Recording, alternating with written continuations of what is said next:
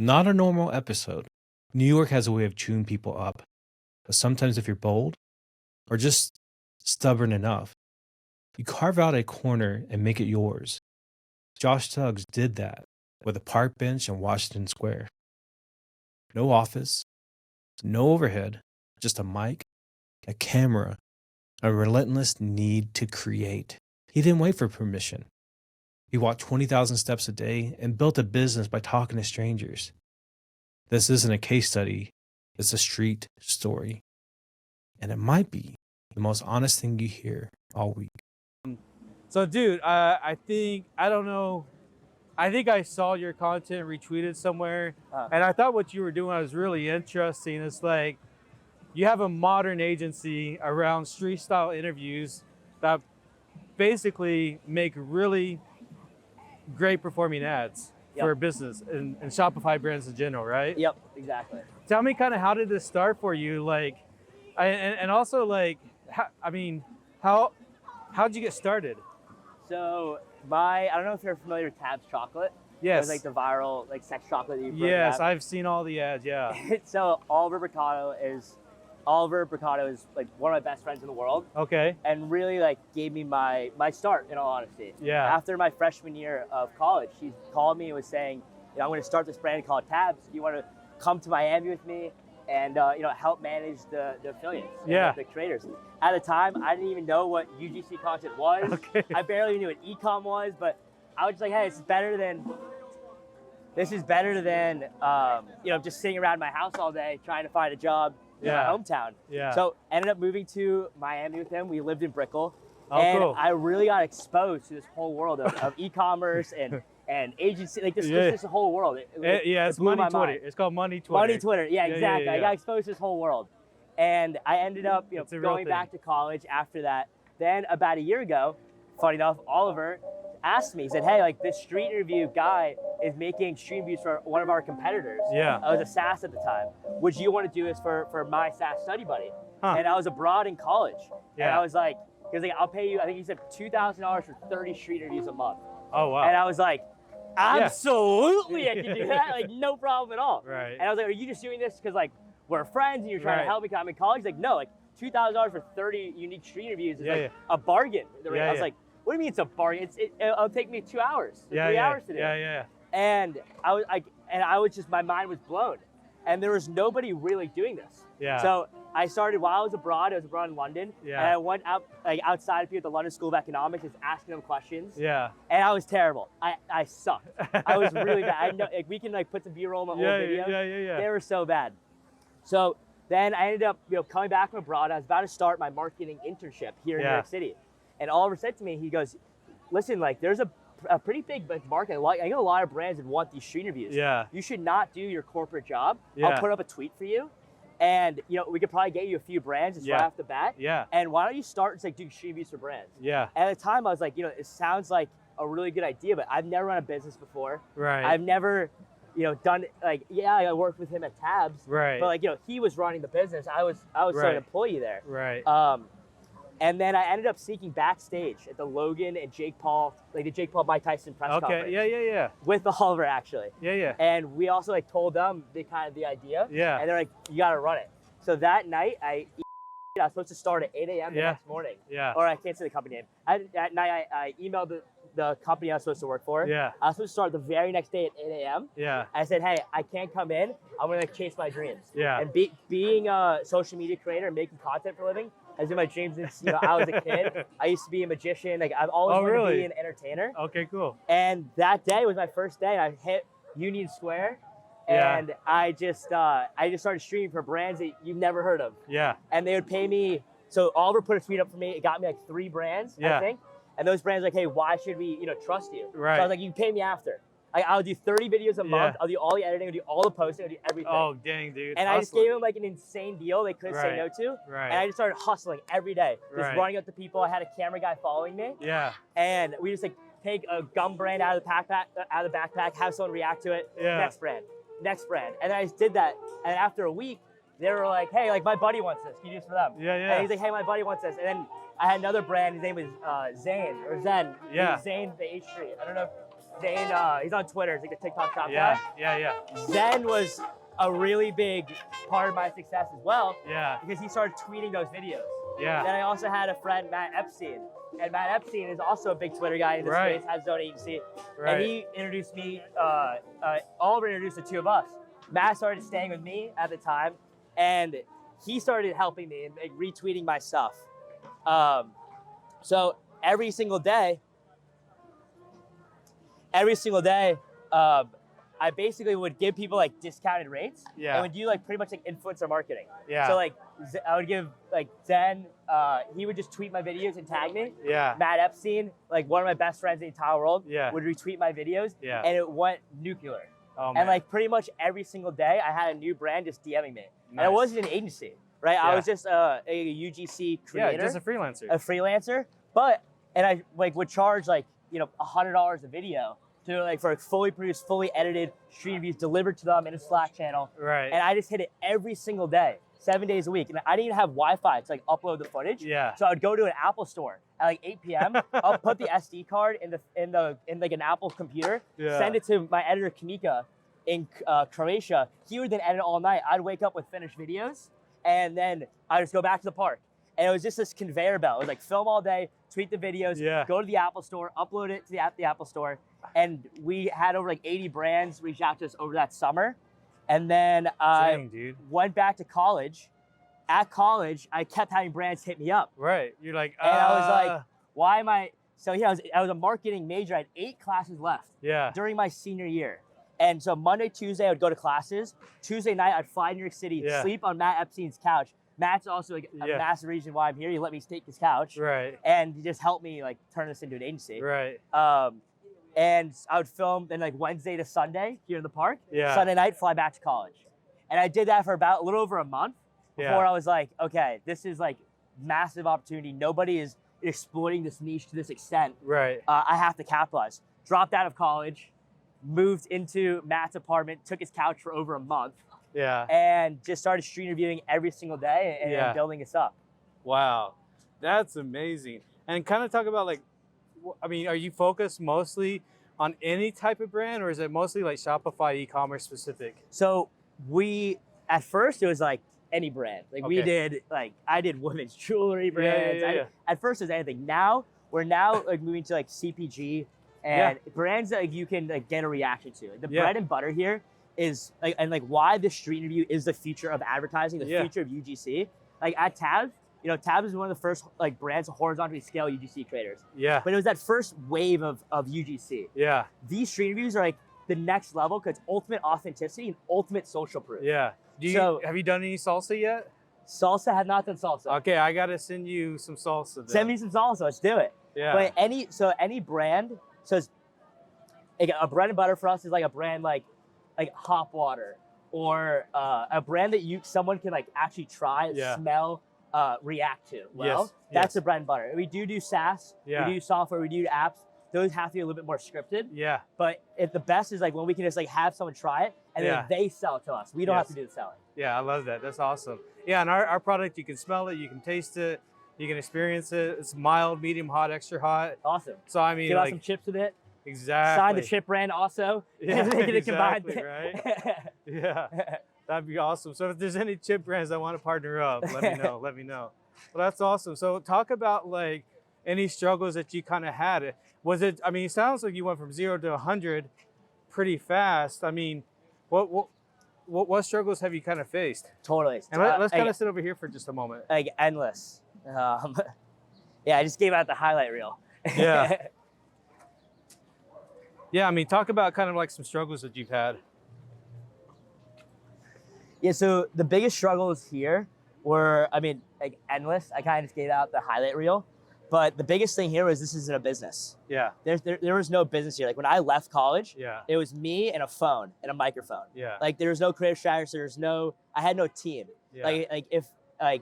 I was like basically like an agency model. Yeah. Where like you buy packages of videos, but I was just myself. Yeah. Like I did all the customer service. I would take every sales call like on the bench right over here. And then I would go back to filming. I was like, like we're out here filming. Do you want this or not? Go back to film. Right. I did all the creative strategy. I did like I would put all the brands like in a city bike with them that would fall out of the city bike. I've turned around again. Like I did every single role. Yeah. And I had like no idea how to hire, no idea how to like manage someone else. Like how do you train someone else to street interview? And like the demand for it was so intense. Like I was getting a Twitter DM like every day for street interviews. Yeah.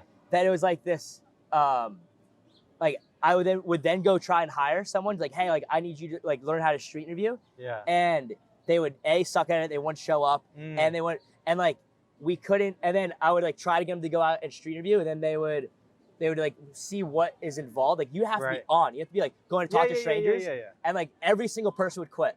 So like. And then I would try and hire like an operator. Yeah. But every time I wanted to hire an operator, like, I want half this business. Because I'm like helping you build it. Because like there was no like actual infrastructure. There was no sales it was just people DM me on Twitter. So every time I went to hire an operator, which happened over 5 or 6 times now, because I've been trying to make this a business, they'd be like, we want half the company. And then they would just try and hold me hostage, like pigeonhole me. Like, well, I'm just gonna go start this myself. So I've had plenty of people like come into this business. But they don't have your energy. They don't have your enthusiasm. And they don't have the energy, enthusiasm, the relationships. Like everything. Because what requires to start something like this is you need to do it yourself. You need to get out there. You need to build relationships. You need to learn how to actually do this. Then hire people. But I've had over 5 people now come into the business. I introduced to all my brands in the Slack channel. And then they send me an email separately. I want 50% of this, or I'm going to go run this playbook myself. And it's just, but they're gonna fail every time. No one has been able to do it. But it's happened now. Like the 5th time happened literally like 3 months ago. Oh wow. Or 4 months ago. Like somewhat recently. And I was like, am I ever gonna be able to like have a partner here that like doesn't want half this company? And then rain, weather. Like as soon as this hit like November, this park dried up. And it was freezing cold. No one would stop and talk to me. So then I would have to go into the subway station, and I would go into the subway car and just interview people. But the volume of people saying yes was like a fraction of the people saying yes in Washington Square Park. So then I met Emma, and Emma is now like my main host and helps train creators. She started helping me film for a brand Laundry Sauce. And was like, we should do this in Miami. And I was like, I would love to do this in Miami. She's like, I would go to Miami now. She's an actress. I was like, I would fly to Miami with you right now. So that next morning, we got a plane to Miami. I put all the brands in a suitcase. And we just went. We stayed at my friend's place, and we went down to South Beach, and we did it. And she really helped me, start like having someone else I can rely on to film, so that I could start looking for other people to help me build a business. That's awesome. And talk about like, going back to the interview styles and how's it skill. How'd you solve that skill set issue? Was it training or like? So what I found was all these agencies out there try and hire UGC creators. Okay. And that is not what you should be doing. Okay. Like not to bash on UGC creators. UGC creators are great. They're a lot of my friends. But I went after actors and comedians. Because actors, they don't make content for a living, but they're naturally entertaining. They're used to being on camera. They're used to memorizing scripts. You can give them a brief, they'll memorize it because they have to memorize lines. So there's this whole untapped market of actors and comedians in New York City that wait tables, and instead of waiting tables, they can come street interview a few days a week for me.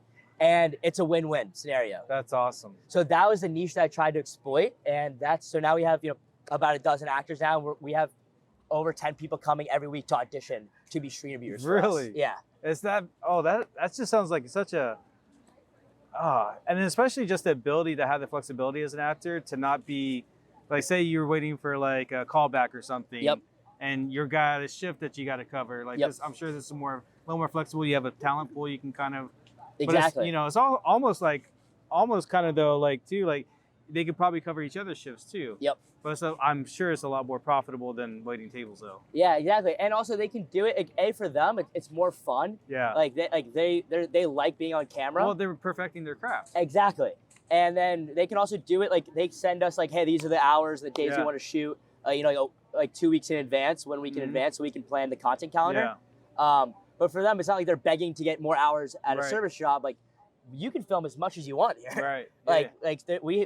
You want to film till 9 p.m.? No problem at all. Like you can do as many hours as you want. That's cool. So we're really trying to build an army of street interviewers. Obviously, there's no shortage of brands out there. And we're gonna build that bridge and be this will be one of the biggest media entities like in the country. That's crazy. And so speaking to that was my next question is like, where do you see this evolving over the next 5 years? And especially with AI, I think coming into play here. Yeah. Kind of talk about that. Yeah, so great point. So a lot of creative agencies out there are terrified of AI coming into play. For me, the same way a lot of these creative agencies started freaking out when TikTok Shop got banned, I was like, hell yeah, I don't care if it gets banned. These are all ad creatives. Like, it doesn't matter if TikTok Shop gets banned. The same way AI UGC is coming into play here. I don't care at all because this is unscripted content. AI cannot do these live, authentic street interviews. So the more AI floods the system, the more smaller brands are going to need to use it. It's almost like you become the luxury. Yes, exactly. We become the premium version because AI cannot do this. It requires a lot of bandwidth to be able to get this functioning. And these do not look like ads. There's the same way a consumer scrolls past a TikTok Shop video now, consumers are going to scroll past that AI UGC. And your entertaining ad that does not look like an ad is the future of where this whole space is going. That's cool. Do you think we could act out one of the ads and like maybe I could be walking by and see how the process sort of unfolds? Totally. Interacts? Yeah, you want to do that at the end or you want to keep going now? Yeah, just at the end. Totally. You know what I mean? Yeah, that'd be cool. That's awesome. I don't know. I'm sure you have some friends brands in there that we can have you. Yeah, I mean, Ridge for sure. Like, I mean, yeah, I'm happy to look at the suitcase. What do you kind of think, like, going back to what you were saying, like, kind of one of the biggest media, entities, like, what does that look like? I mean, how does this grow beyond street interview? Totally. So this is going to be a full, I'm giving out my whole playbook. I mean, you don't have to if you don't want to, but I mean, I'll do it. I don't care. Yeah. Because, I mean, to your point, I will say this to your point, execution, is people everything. want 50-50. I've had 5 people try and copy me already. I'm happy to tell all my secrets because I know you're not going to do it because you're lazy. Yeah, 100%. So, okay, cool. Like, cool. you're like, it's very few people are going to walk an average of 28,000 steps a day I saw on that a you do that. 6-month period. Over 6 months, I averaged 20,000 steps every day. That's wild, like, bro. Every single day. It was like 12 to 7, no break. Just running around New York City. So yeah, very few people are gonna be able to do that. And then not only are you like physically exhausted, you're on camera talking. You have to have that energy. You're mentally tired too. And then you got to memorize, 15 brands creative scripts. Because boom, now we're talking about e-boost. Now we're talking about squash. Now we're talking about laundry sauce. Now we're talking about like you got to memorize all of it. So yeah, it's pretty hard to execute. Okay, but where is this going? So, where's this going? So I mean, how do you go beyond street interviews? Totally. Content to commerce is the future of everything. Everything that you're wearing right now and you buy, you're going to be able to buy through content. That's like, everyone gets that. Personalities and content is going to build consumer brands. Everyone gets that. So, where does this go? It's unscripted advertising. So yeah, street interview niche is what I'm attacking now. We're going to ride that wave. I view it as a Trojan horse. Into the relationships with the biggest brands out there to then like us, trust us, come to us. Because creative has never been so important for a brand. So this is my Trojan horse. This is getting me out there. This is getting my name out there. But boom, where is this going to go? We're going to open up a live social shopping studio in Brooklyn, get a whole warehouse, get booths together. The same actors I have street interviewing, they're going to be sitting doing a live social shopping warehouse. I believe live shopping is the future, yes. 100%. We're gonna offer a podcast UGC arm. We're gonna offer all types of media. We can then go, to the brands I have a regular relationship with, start our own consumer brands. If we have the whole media arm, drop it in. If I have 500 street interviewers across the country in LA, Nashville, Miami, New York City, Chicago, all street interviewing all day long, I can make it a priority on every single person's shot list to film this one brand. Now all of a sudden I have 5,000 creatives a month. Wow. Yeah.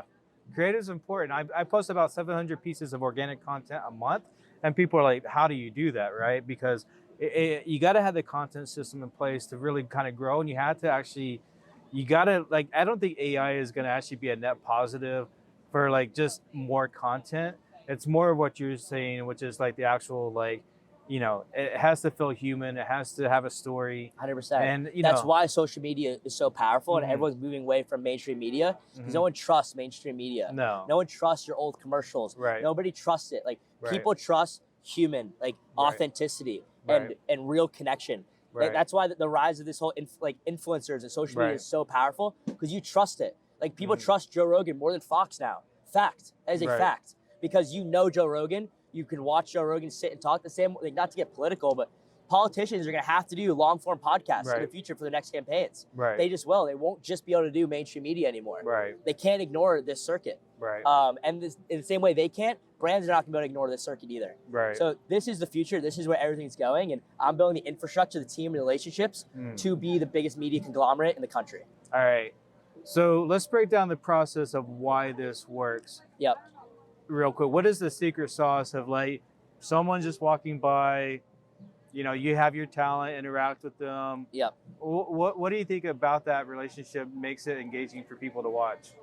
So reactions are the bare bones of social media. Yeah. Like when you think back to like the early days of YouTube, like what was everyone's like favorite thing to watch? Like, reaction videos. Yeah. Like when you look at the most popular social format right now is live streaming on Kick, on Twitch. What are you watching when these streamers are doing? Right. You're watching the reactions to something. Right. Reactions are what humans love to consume. Huh. So when you bear that down into an ad and you put, people reacting positively to a brand, that A, builds that level of social proof, and then you turn those winning testimonials from a brand's demographic into an ad. Yeah. Huh. Yeah, I yes, that's all true. I've never actually thought about that. I think about storyline, I think about like narrative, I think about maybe solving problems. I've never really thought about like, I guess I think about reactions a little bit. Like I do have like one of our best performing ads is a jar of chili poured on top of an entire cheeseburger. Yeah. And it gets the comments going, gets the algo going. So it is sort of a reaction. But but for us, like having people really kind of experience, it would be kind of unlocked for us and for our brand personally. Oh yeah. You know what I mean? Like we kind of have a Facebook group, but it's not kind of like in that moment. It's a little bit more curated. Someone has to buy it. They have to get it. It's not like that instantaneous like wow factor. Yeah. Right. And that's all I want. I just want someone like reacting extremely well to a product. Yeah. And where this is going is every single actor, comedian, entertainer that's in New York City that's struggling, trying to get open mic. I want you out here street reviewing for me during the day. So we have tons of people that have open mics that come to New York City to follow their dream. Yeah. And I want you to be able to follow your dream. Everyone here is following their dream. They're all trying to become actors or comedians or some sort of entertainer. But from noon to 5, they're going to street interview. Has anyone under your umbrella like created like a personal brand from this? Yeah, so this is actually like the first piece of media I know or second piece of media that I've been doing. Yeah. I really wanted to wait to start building my personal brand. I posted like 5 or 6 videos of what I'm doing. And then I just had so many people, try and like copy what we're doing or come and ask me to, I just wanted to kind of keep this silent, like really build this out, build the infrastructure, build the moat, like make it like make this where it's going to be very hard to replicate. Then, go on a media tour, go on podcast, share the story. I literally less than a year ago, I was getting ready to make less than $20 an hour in an internship. Yeah. Like literally 11 months ago. I'm supposed to be in college right now. Right. This has all been very new. Yeah. So before I started screaming to the world about what I'm doing, I wanted to do it. Yeah. That's awesome. And what do you think is the change that's happening in like your team? Like what are some of the success stories that I know like maybe they don't have to wait tables anymore, but just I want to talk about purpose for a moment, like how they have like kind of purpose and what they're doing and maybe finding a story that they're perfecting their craft. Like, what are some of the success stories with the team that you've had? Yeah, I mean, for most actors here, most people in New York City, they come here to chase their dream. Yeah. And what they miss is you get 2 options. You either can find a corporate job or you lose your time freedom, or you go and chase your dream, be having no money. And you have to just stick it out for like 10 years doing odd jobs until you can like really try and make it. Those are your 2 options. And then usually the people that quit and don't end up making it are like, hey, like my rent's due. Like, going up and doing this open mic's not going to pay that rent tomorrow. Yeah. So giving people the ability to go and chase their dreams while doing something that is still fun. It's outside. You're talking to people. You can do it in your own hours. And we pay very well. We pay more than a restaurant's going to pay you. We pay more than Uber's going to pay you. We pay more than TaskRabbit is going to pay you. We pay more than all these places are going to pay you.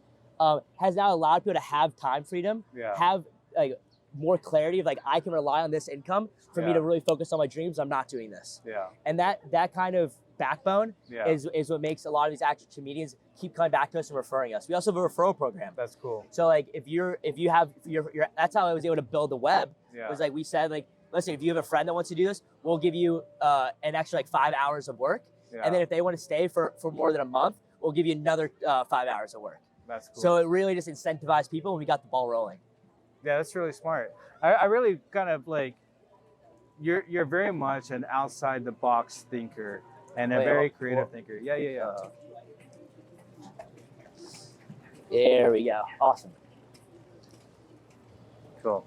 Yeah, and I don't know, like I feel like I'm talking to someone right now, like in 10 years, going to be like, whoa, that dude was like, he started off doing street and now it's like, I could see it though. I can definitely see the whole media.